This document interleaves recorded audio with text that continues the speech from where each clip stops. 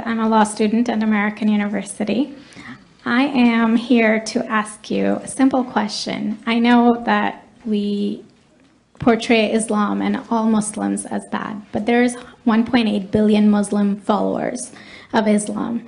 We have 8 million plus Muslim Americans in this country, and I don't see them represented here. But my question is, how can we fight an ideological war with weapons? How can we ever end this war? The jihadist ideology that you talk about, it's an ideology. How can you ever win this thing if you don't address it ideologically? Great question. I am so glad you're here, and I am so glad you brought that up because it gives us an opportunity to answer. What I find so amazing is since the beginning of this panel, which we are here about Benghazi attack against our people, not one person mentioned Muslims. We are here against Islam, or we're launching war against Muslims. We are here to discuss how 4 Americans died and what our government is doing. We were not here to bash Muslims. You were the one who brought up the issue about most Muslims, not us. And since you brought it up, allow me to elaborate with my answer. There are 1.2 billion Muslims in the world today. Of course, not all of them are radicals. The majority of them are peaceful people. The radicals are estimated to be between 15 to 25%, according to all intelligence services around the world. That leaves 75% of them peaceful people. But when you look at 15 to 25% of the world Muslim population, you're looking at 180 million to 300 million people dedicated to the destruction of Western civilization.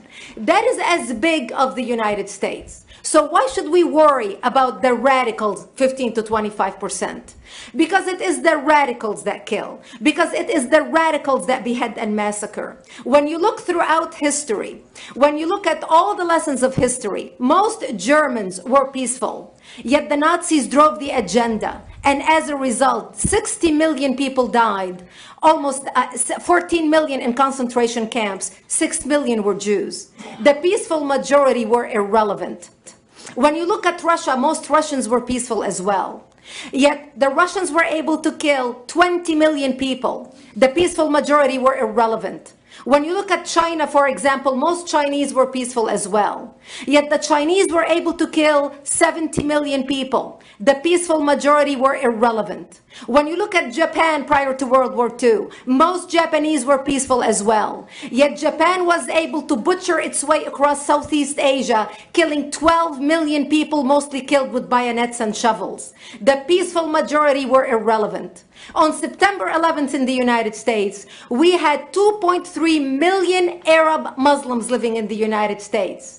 It took 19 hijackers, 19 radicals to bring America down to its knees, destroy the World Trade Center, attack the Pentagon, and kill almost 3,000 Americans that day. The peaceful majority were irrelevant. So for all our powers of reasons and us talking about moderate and peaceful Muslims, I'm glad you're here. But where are the others speaking out? And since you are the only Muslim representative,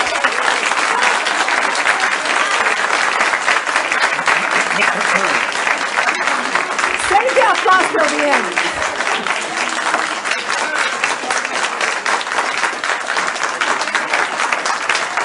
Thank you.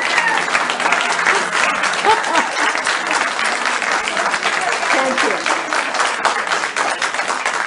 And since you're the only Muslim representative in here, you took the limelight instead of speaking about why our government, and I assume, are you an American?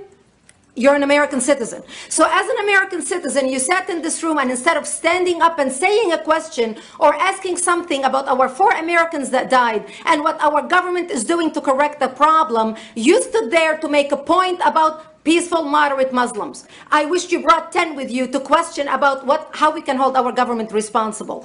It is time we take political correctness and throw it in the garbage where it belongs and stop calling it